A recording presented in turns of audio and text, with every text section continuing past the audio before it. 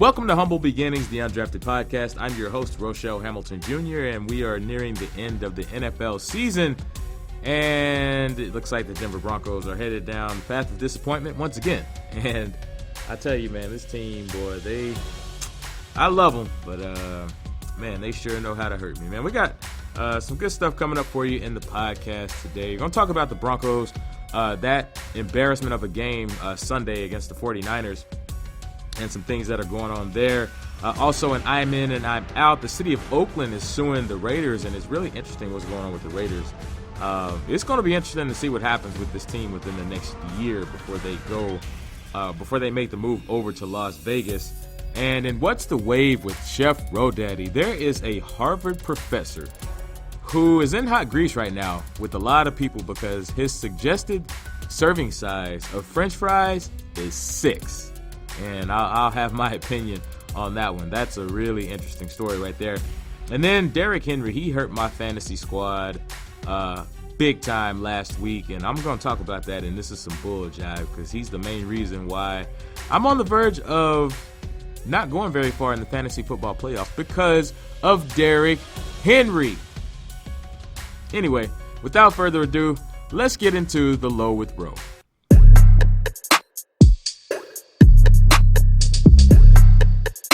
The Denver Broncos. Man, look. The Denver Broncos, man, they will drive a man to drink. Now, they lost to the 49ers on Sunday in an embarrassing game over in San Francisco, which is interesting because that's the same stadium where they recently won Super Bowl 50 back in 2015. The 49ers beat the Broncos 20-14 in a game that was not nearly as close as the score would have you to believe. This game was a huge letdown for the Broncos after they spent the last 3 weeks racking up quality wins against some quality opponents, outside of the Bengals. This loss also will more than likely knock the Broncos out of playoff contention, and on a larger scale, it could call for several changes to the coaching staff come this offseason. First things first, the Denver Broncos should be embarrassed by what happened on Sunday. Now, they go into this game with all the momentum. They've got all the accolades from the last few weeks. The national media was just starting to give them a little bit of respect, and there were some good scenarios playing out as to how Denver could reach the playoffs. Now, my feelings on this coaching staff are well documented on this podcast. I'm not the biggest fan of this staff at all. Outside of special teams coordinator Tom McMahon, I honestly wouldn't have a problem if the Broncos got rid of the rest of this coaching staff. And this staff is the main reason why, even if Denver would have managed to make it to the playoffs, I didn't think they would do very much. Coming into this game, I had several things that I was looking for from the Broncos. Would they be able to stretch their win streak to 4 games? What would the offense look like without Emmanuel Sanders now? What will the defense look like without Chris Harris Jr.? Short answer, specifically the secondary, bad. Will Kyle Shanahan make Denver regret going with Vance Joseph over him? And indeed he did, at least for this game. Now, the Broncos were in prime position to make a playoff push on Sunday, which makes this loss even more frustrating. The Ravens and the Steelers, they both lost, which helped Denver's chances. Indianapolis was on the verge of taking an L against the Texans, and that would have helped Denver immensely, but the Colts ended up pulling that game out. But the fact that the Broncos didn't come out with more urgency in Sunday's game, given everything that was on the table, the 3-game win streak, they had gotten a little help, on top of the fact that this was a team who had only won 2 games coming into this game on Sunday, and then you let them push you around like that? The 49ers had a 3rd or 4th string quarterback in, and they made him look like Joe Montana. They had a 3rd string running back in the backfield, and the Broncos made him look like old school Frank Gore. And don't even get me started on that tight end, George Kittle, and what Denver let him do to him. He straight up embarrassed Denver. He cut that defense up like a knife through butter. Now, the Broncos haven't been able to consistently cover opposing tight ends for the better part of the last decade, and that trend continued in this game. Now, they shut George Kittle down in the second half when they finally decided to stop bull jiving because he had 0 catches for 0 yards. But it didn't matter because he did all of this damage in the first half. George Kittle had 210 yards on 7 catches and a touchdown. He racked up 115 yards after the catch on 2 long receptions. He had 90 yards receiving before the first half. And the majority of these catches, which was even more frustrating, the majority of these catches they should have only been 8 to 10 yard gains, which that's frustrating in and of itself, but he managed to turn them into burners. And the fact that Denver didn't adjust to this dude to stop the bleeding was just straight up embarrassing. And that falls squarely on the shoulders of Joe Woods and Vance Joseph. Now, the bright spots on defense were Shelby Harris, Von Miller, and Bradley Chubb. Bradley Chubb is having a hell of a rookie season. He had 2 sacks on Sunday, which gives him 12 on the season, and he broke Von Miller's franchise record of sacks for his rookie season. Von had 11.5 sacks his rookie year back in 2011. Speaking of Von, he moved his sacks total up to 13.5 for the season when he notched a sack on Nick Mullins. Now, Vance Joseph, this was crazy what Vance Joseph called himself doing to Von in the media. Vance Joseph called him out in the media after the game, and then he had some more quotes earlier this week for those 3 offside penalties which Von had, which I understand Vance's thinking behind saying what he said, but his quotes almost feel like he's pulling at straws, trying to get the heat off of him, and which in another bad sign for the Broncos as far as this coach goes. You had Von firing back at Vance Joseph through the media earlier this week. So when one of your star players is starting to fire back at the head coach, and Von is generally not that kind of guy. Von's never really went back at a coach through the media. I mean, players and coaches have disagreements all the time, but it generally never makes its way into the media. And the fact that Von fired back at Vance Joseph in the media basically tells me that Vance Joseph has lost this locker room. Anytime you have a star player basically calling you out in the media, you've got a problem, because that tells me you've lost the locker room. The players, they're not listening to you.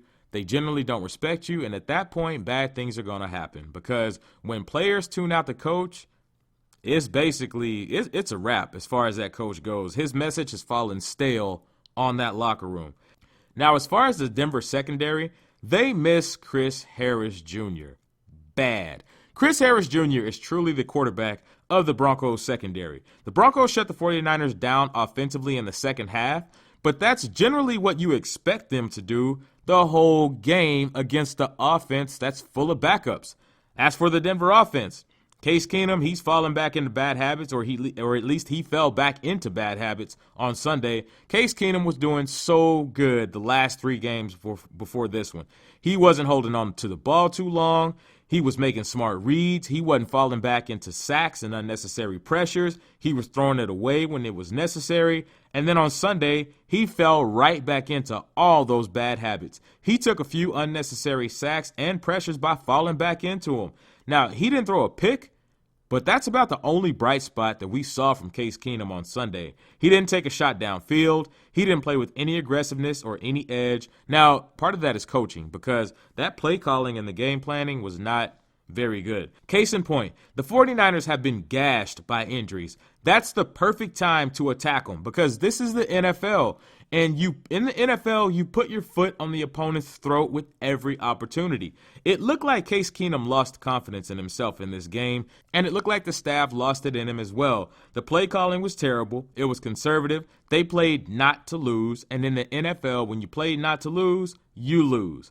And where was the running game? You have a great running back tandem in Phillip Lindsay and Royce Freeman, and those dudes barely touched the field. Phillip Lindsay had 30 yards on 14 carries, which I'm not surprised, because he's been ran in the ground the last few weeks, and he's a smaller guy, so he's not going to be able to take those hits and those poundings, week after week after week. But you've got 2 other effective backs behind him in Royce Freeman and Devontae Booker. Royce Freeman had 6 carries for 36 yards on Sunday. That's a 6-yard per carry average. When your running back is averaging that kind of yardage per carry, keep giving him the rock. I mean, that's not rocket science. Keep giving him the ball, and you pound the ball down the defense's throat. Get creative with these running backs. Run the ball. I don't understand how Denver's coaches can't see that. I mean, good Lord. This is why I say I'm ready for Bill Musgrave to go. And he can take his vanilla play calling and his game planning with him. I mean, I'm sure he's a nice guy, but his conservative, vanilla play calling and game planning with the Denver offense is extremely frustrating. With the talent that the Broncos have at wide receiver and running back in this offense, they can afford to get more creative with these formations. Now, Case Keenum is not Peyton Manning or anybody, but he can win some games for you if you play and scheme to his strengths. How do the coaches not see this? I just don't understand it. As for Kyle Shanahan, he wanted to embarrass Denver, and that's exactly what he did. Now, he never came out publicly and said it, but read between the lines. This is Mike Shanahan's son. Mike Shanahan was one of the most competitive people to ever walk inside the Broncos headquarters. Mike Shanahan is the kind of guy that when he felt like you embarrassed him or did him wrong, he wanted to embarrass you on the field. That's why he always wanted to embarrass the Raiders. Anytime the Broncos and the Raiders played, they were already rivals, but once Mike Shanahan came over to Denver because Al Davis owed him a bunch of money from his coaching days over in Oakland, Mike Shanahan wanted to embarrass the Raiders. And as far as Kyle Shanahan goes, with that being his son, the apple doesn't fall far from the tree. Now, Denver passed over Kyle Shanahan for Vance Joseph 2 years ago during their coaching search, and the funny thing about that is Kyle Shanahan just might have ended Vance Joseph's tenure in Denver, because with this loss on Sunday, this was the loss that, I understand it's going to depend on how the next 3 games play out, but to me personally, I think this loss on Sunday was the one that sealed Vance Joseph's fate in Denver, Colorado. Kyle Shanahan had his team prepared. He had them ready to go. He had them focused, and it showed. The Broncos, they were outplayed. They were outsmarted. They were outcoached. They were outprepared. And generally, they were just straight up embarrassed. Now, they've got 3 more games on the schedule before the season is over. They got Cleveland coming up on Saturday the 15th, Oakland on Christmas Eve, and then the Chargers come week 17. Now, it remains to be seen what happens between now and then. But one thing is for sure. I'm over this coaching staff. I've said this before. I'm over this coaching staff. I am 100% over this coaching staff. All right, it's time for I'm in and I'm out.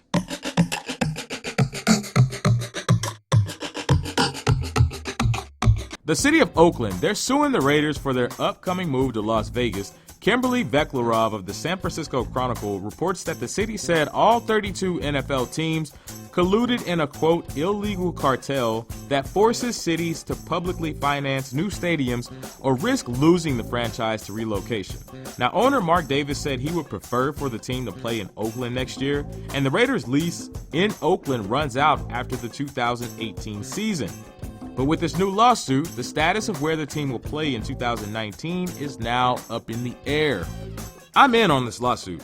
Now, there's talk of the Raiders not even playing in Oakland next year. Now, they could play in several cities in a lease year or even move to Vegas a year early. Now, I've said on this podcast before that I'm not a fan of how these teams will have the nerve to say that they want a new stadium, but they want taxpayers to either pay for it or help pay for it. And if they don't get what they want to relocate the team or threaten to do so. Now, these professional sports teams, the thing that gets me with this, these professional sports teams are private companies, and they have no problem using that status when it benefits them. I mean, you can't just you can't go into a stadium anytime you feel like it, even though you're paying the taxes on it to help pay for it. But the minute they need a new stadium, they all of a sudden want the public to finance it. And it should be noted here that the city of Oakland is not suing to keep the Raiders in Oakland. They're suing to hit them with the maximum amount of damages possible, which according to an Oakland council member could result in the city being awarded up to $500 million in damages. Now, it's unlikely, but it's not impossible. And the thing is, the NFL is a multi-billion-dollar corporation that is classified as a nonprofit, meaning they pay little to no taxes. The Raiders themselves are worth $2.38 billion. Now, the NFL gives these teams a portion of the money when it comes to financing a new stadium. So you mean to tell me that between the NFL's donation and the money available to these squads, that they can't pay for their own stadium? Bull jive. Now, I'm not opposed to teams wanting bigger and better stadiums. I'm truly not. You should want to improve your product. You should want a beautiful looking stadium with state-of-the-art technology. You should want to make the experience better for your fans. But don't try and force the fans to pay for your stadium and then get mad when they refuse to do so. The average American pays taxes on top of taxes as it is. The average American has their money being pulled in several different directions each and every day. The average American is doing good to make ends meet in an economy that has seen the wage gap widen to a margin that has not been seen in decades. And then these guys expect people to just hand out money for a new stadium, especially for a team that's been terrible for the better part of the last 20 years. Come on, Raiders. Don't play yourself.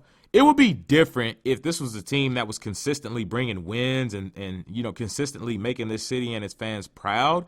Now, Oakland Raiders fans are extremely loyal, but I don't understand how a team that has done very little in the name of winning over the last 20 years can have the nerve to sit up here and basically try to force people to pay for this stadium. And this is why I feel bad for Raiders fans and the city of Oakland. I truly do. This is the second time that the Raiders have pulled the rug out from under the feet of that city, and now you have the Golden State Warriors who are leaving next year as well. Now, the good thing with the Warriors, though, they're paying for their own stadium with their own money and their own resources. The Raiders, they could learn a thing or two from the Golden State Warriors. The way I see it, these squads who want to just up and leave a city when they don't get their way, bye. Take your ball and go make your home somewhere else. We out on that.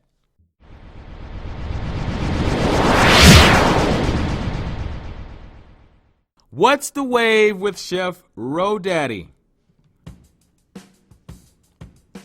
This subject right here was interesting in What's the Wave. Now, when I read this, I was just like, dude, this dude can't be serious. A Harvard professor had people hot as fry grease when he suggested that people should only eat 6 French fries at a time. Yes, you heard me right. 6.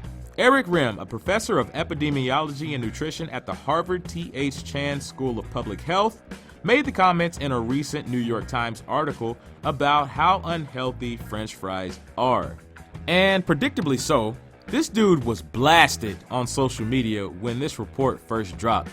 Now, there's not many people who are going to go to Whataburger, Steak and Shake, Burger King, McDonald's, or any of the hundreds of restaurant options out there and eat 6 fries. It's just not going to happen.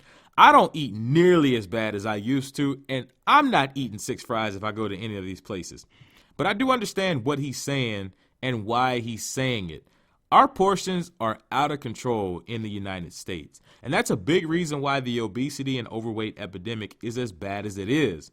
But that's another discussion for another time. Since we talk about being active and we talk about sports and everything else on this podcast, kind of want to give some insight as to how what you put inside your body can affect your daily activity and how you feel. And if you're trying to lose weight, you're trying to maintain weight. This is why I talk about this kind of stuff on this podcast. But, having said all that, I want to get back to these potatoes. Now, potatoes are good for you, especially sweet potatoes. They're full of fiber. They got vitamins and minerals and things like that that are essential for the human body. It's how we cook them and the portion and the frequency with which we eat them that puts the weight on us. And when it comes to French fries are fried in hydrogenated vegetable oils, which can have all kinds of fats and oils and things like that that are generally not good for your heart. It's not good for your arteries. It's not good for your veins. And then that's when you start getting into the clogged artery conversation and blockages and things like that. And then from the clogged arteries and blockage, you start having to talk about strokes and heart attacks and things like that, and things that can be fatal. So this is not a game with what you're putting inside your body. This can be the difference between life and death. Now, as good as potatoes can be for you, they're a high-calorie, starchy food. So if you start trying to lose weight or maintain your weight, you want to limit your intake of potatoes. Now, on the flip side, if you're a bodybuilder, an athlete, a trainer, or something like that, and you want to bulk up your muscle mass, then potatoes are one of the best things that you can eat, simply because those calories and that starch from those potatoes, they're going to go straight to your muscles, and that's where you're going to start getting the muscles growing and things like that. But that's another discussion for another time as well. So from that standpoint, this professor's right. If you're trying to count calories or limit your caloric intake, you want to keep your potato portions small and your intake very, very occasional. Now, I generally don't eat potatoes until a cheat meal or something because my body loves to hold on to starchy foods like potatoes. So for that reason and that reason alone, I may eat fries or tater tots or hash browns or something like that, something in the form of a potato, something like that once a month. Now, the best thing to do with a food like fries is not get super restrictive when you eat them. This is the area where a lot of people trip themselves up, because what they'll do is they'll say, oh, I'm only going to have 6 or 7 fries, or, fries are bad for me, so I'm just going to eat this serving and then I'm not going to eat them for like 2 or 3 months. Not realizing that when we do stuff like that, it automatically triggers something in our mind. And then not only do these cravings get stronger, but when we finally get to those fries, or we finally get to that chocolate or whatever it is that our sweet treat or our pleasure food is, when we finally get that, we overindulge in it. And what does that do when we overindulge? That keeps the pounds on us, and that keeps us unhappy. Then what do we do when we get unhappy? We start having those bad thoughts about ourselves. Oh, I want to change this. I want to change that. Then we get restrictive again, and then the cycle just repeats itself. And I'm here to tell you right now, stop that. 100% stop that. Take it from somebody who's made that mistake countless times, because I used to think like that, and I fell back and I relapsed more times than I care to count when I was thinking like that. And instead of handcuffing yourself, think of fries or any guilty pleasure food as a treat, like a cake or a pie, something that's okay in moderation, and an occasional cheat meal option. And right now we're in the holiday season. This is the perfect time to talk about something like this. And since we're in the holiday season, and this is the season for crazy eats and treats, enjoy the food. Like, enjoy your holiday meals. Just don't overdo it. Like, for instance, on Christmas Day. On Christmas Day, you want to enjoy the carbs and the sugar and the starches, and that's cool. Go ahead and eat them. But the thing is, just reduce your portion. And when you get full, stop eating. Don't glutton yourself. Don't overdo it. And that's something that we do a lot this time of year, is we stuff ourselves miserable. And I know it's celebrated on Thanksgiving and things like that, but this is super important. This right here is super important. Watch your portions. Stop when you're full. Continue to work out and exercise. That's the most important thing. Is continue to get up, work out, get your body moving and exercise. Even if it's just walking or taking a brisk walk somewhere, get up and move during the holidays. You would be surprised at how much better you feel when you get up and you got your blood moving, you got a little sweat going, you're sweating out some of that sugar, some of those starches, some of those carbs. You'd be surprised at how much better you feel just by making yourself get up and get some blood moving. Get up and move now. I can't stress that enough.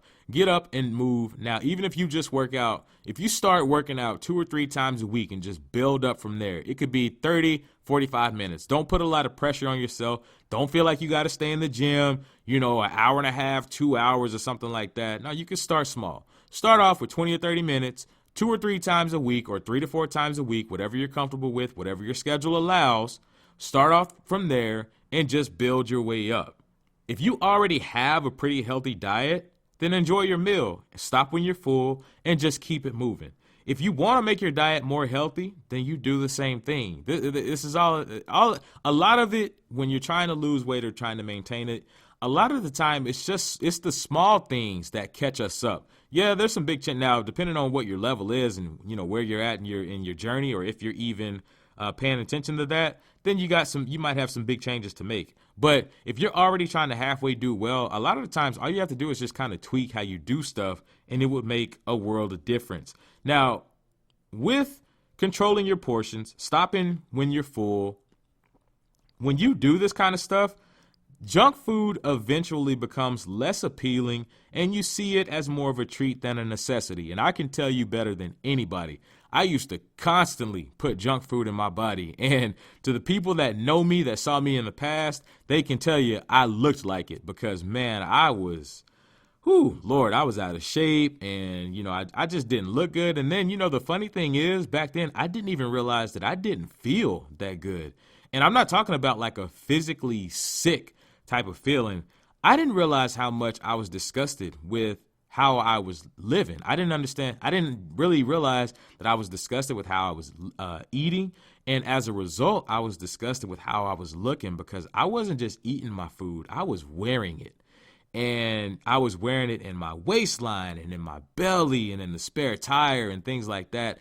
And once I flipped the script and I started eating better and I started taking better care of myself and dropping weight, man, I mean, it is amazing how you feel better. Like, not only do I look better, and that's cool. I mean, I look better, but I feel better. Like, I have better memory and I have more energy, and things they look different. Things feel different. Like, I pay attention to things that's like in the sky now. Like, I pay attention to, how blue the sky is and the different trees, and like things even smell different sometimes, man. It is crazy what goes on with your body when you flip the script and you start taking better care of yourself.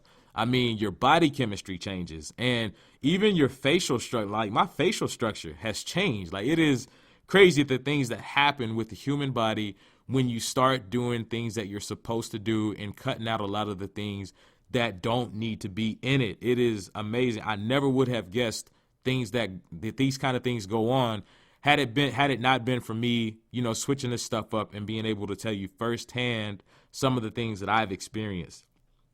So, and then on top of that, now with all that being said, with these holiday meals, what you want to do is try to fit a veggie or two on your plate and incorporate water in your drink selections. Trust me, that'll make all the world in the difference, because, man, I'm telling you, like on Thanksgiving, I had one helping of food, and that food was good. I had dressing, I had turkey, I had ham, I had macaroni and cheese, some collard greens, and some yams. That was one helping of food, and man, I don't eat like that anymore, and I can tell you firsthand that when I ate that food, I felt so sluggish, and I was so sleepy, and I was just out of it. And that's what happens when we eat all these starches, all these sugars, all these carbs, and we don't break them up with vegetables or water when you're used to eating like that. So trust me, during these holiday meals, try to sneak some veggies in there. Try to drink more water, and that'll help you feel a lot better. You won't feel as sluggish. You won't feel as bloated. You won't feel as down. And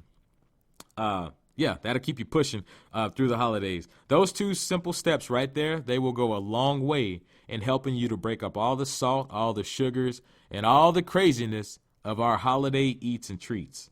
So again, don't hesitate to enjoy the holiday eats and treats. Enjoy them. Just don't overdo it. It's all about moderation. Keep it moderate, keep it cool, keep it moving. All right, and it's time for the last segment on this podcast, and probably my favorite segment of this podcast. This is some bull jive. And I'm going to tell you, this is some bull jive right here. Tennessee Titans running back Derrick Henry set some franchise records last Thursday when he exploded for 238 yards and 4 touchdowns in a 30-9 beatdown over the Jacksonville Jaguars. Chris Johnson had the previous franchise rushing record in a game against the same Jaguars when he ran for 228 yards back in 2009. The run that had everybody talking around the water cooler was his big 99-yard touchdown run in the second quarter, which is the longest run in Titans history. Now, I know this game is old news and everything else, but the reason why I'm talking about this game is because Derrick Henry is the single most reason why my fantasy football team is on the verge of getting knocked out of the playoffs. That stiff arm on that 99-yard touchdown run, that was nice, though. I can't even hate Derrick Henry for that. Now, as happy as I am for Derrick Henry on a personal level, this is some bull jive for the simple fact that I drafted Derrick Henry in my fantasy league at the beginning of the season, thinking he was going to bust out, he was going to have a good season, and then this dude hadn't done much all year, basically. So I benched him, and I left him on my fantasy football squad bench, including last Thursday night when I thought, oh, you know what, Derrick Henry kind of struggling this year. He hadn't really done a whole lot, so I'm just going to let him chill tonight on the bench, and I'll play somebody else, over the weekend.